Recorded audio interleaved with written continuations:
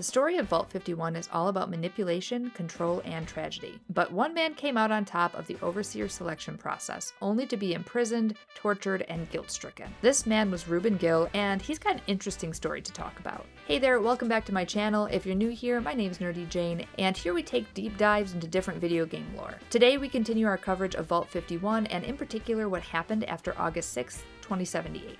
If you haven't watched part 1, I suggest you go back and watch it, because we're going to be continuing right from where we left off. But if you don't want to, totally get it, let me summarize for you.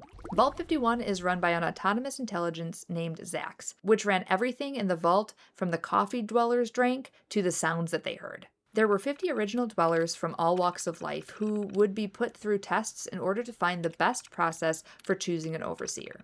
Zax manipulated the vault and the dwellers themselves to the point where they started to kill one another using weapons and armor supplied by the AI. This all culminated on August 6, 2078, and the winner of the Battle Royale was Ruben Gill, the instigator of the battle itself.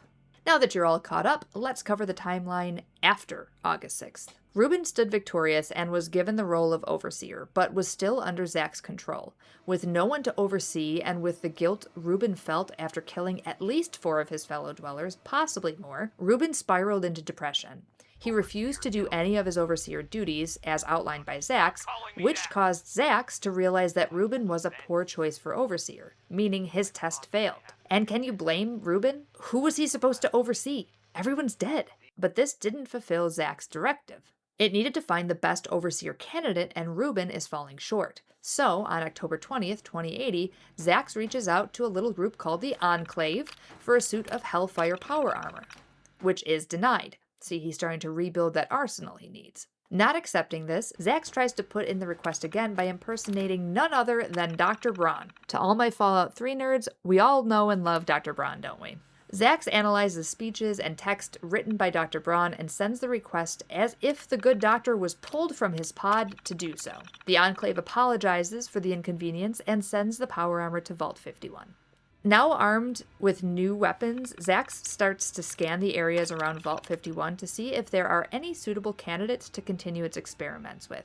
Unbeknownst to Ruben, who is wallowing in depression, guilt, and any bottle of alcohol he can find. In fact, Zax starts to limit Ruben's access to Vault 51 systems and facilities, treating him more like a child and less like an overseer as time goes on. By May 20th, 1984, Gill is demoted to rank 1 overseer, and by March 3rd, 2094, Ruben loses access to the overseer's office altogether.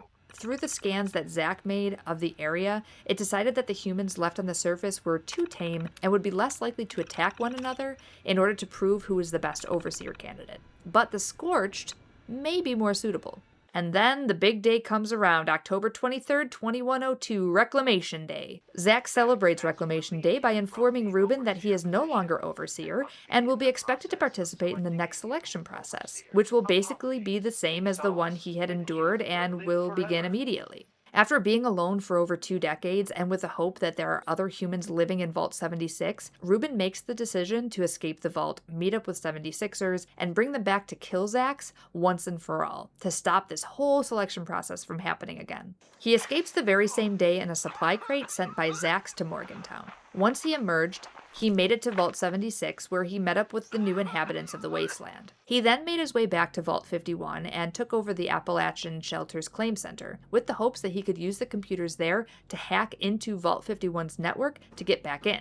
It took him a little over a month, but he was able to eventually hack into the network. But what he got back was not a great message. It was straight from Zax, instructing him to report to Vault 51 in order to participate in the next Overseer selection process. That, along with the fact that the sales robot that was basically his only companionship while he was in the claims center, had gone from calling him Mr. Gill to Mr. Candidate. That was enough to make him seek out alcohol and supplies and try to get away from it for a little while. And that's where we find him. His body can be seen in an abandoned cabin with a checklist that includes the task to kill Zax. Back in the vault, Zax didn't seem to notice that Ruben was even gone. It did realize that there was a strange reading coming from one of the supply crates that was sent out into the wasteland, but it really didn't run a scan on that particular shipment and just continued to prepare the vault for the new overseer selection process. It probably just didn't really care about Ruben anymore because Ruben was a failure to him. Zax first brought in Scorch to run the overseer selection process on, but they just sort of lumbered around and didn't attack one another because they're a hive mind. Even when one of the Scorched was given the suit of power armor, it still didn't attack anything. Zack scanned the areas again and realized that the Vault Dwellers from 76 were more inclined to violence than the other humans it had scanned previously on the surface, and decided to pull the candidates from these newcomers. And what did that lead to? Why, it led to Nuclear Winter, which is no longer playable and no longer exists, but it was a really fun Battle Royale style gameplay that you could play within 76. With the story out of the way, let's talk theories and questions. As always, I want to see what you all think of these, and if you have some theories that I haven't thought of, please leave them in the comments below. I really want to read them. Please be courteous and respectful. All right, let's go. So one question I had, why did Zax wait so long to reinitialize the Overseer selection process? One of the scan results claimed that prior to Vault 76 opening, the humans were just too nice to one another and wouldn't fight each other, but Appalachia was plagued with bandits and raiders long before the vault opened. Well, if we look at the map, Vault 51 is up here in the northwest corner. The responders were mainly in Morgantown Airport and down around Charleston, and the raiders were mainly living out east, more around the ski resort and surrounding areas out there. My theory is that Zax's scan could only really reach as far as Morgantown, and didn't reach all the way to the top of the world. So from Zax's point of view, he was only seeing the responders. So yeah, they were being so nice to each other that they wouldn't have made great overseer material, according to Zax.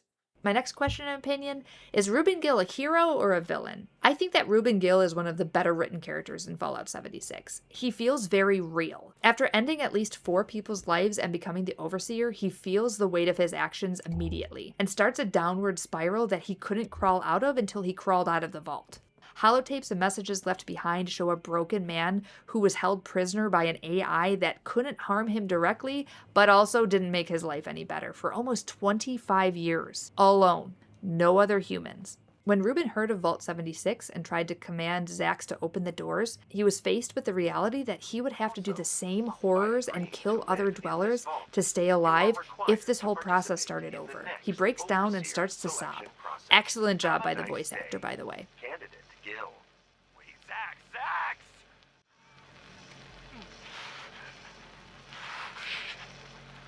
Okay. Not again. Okay. You can hear the panic and despair in his voice that then changes to resolve to end all of this. I think that Ruben is more of a hero than a villain, though there's definitely gray area. Though he did start the battle that ended the lives of the original 50 Vault Dwellers, he was manipulated by Zax to do so and then paid for it for 24-ish years. When he finally escaped, he didn't run and get away as far as he could. He actually returned to 51 to put a stop to Zax. Unfortunately, he died before he could stop us from entering and learning all about this cool lore inside of Vault 51, or even seeing Zax, because we do come across Zax in Vault 51. But we made it out, so we get to tell the story. Here we are. We're at the end. We made it.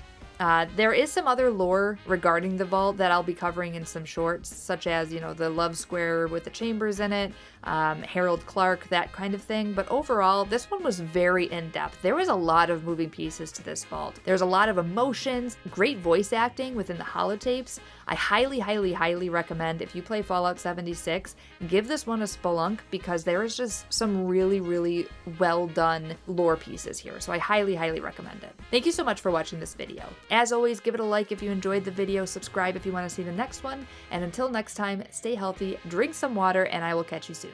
Bye, everybody. Had the Dwellers known that they had survived the end of the world, they may have bonded over this fact and maybe could have settled their differences peacefully, especially some of the smaller squabbles. Like, yeah, we're fighting, but it's better than, being outside.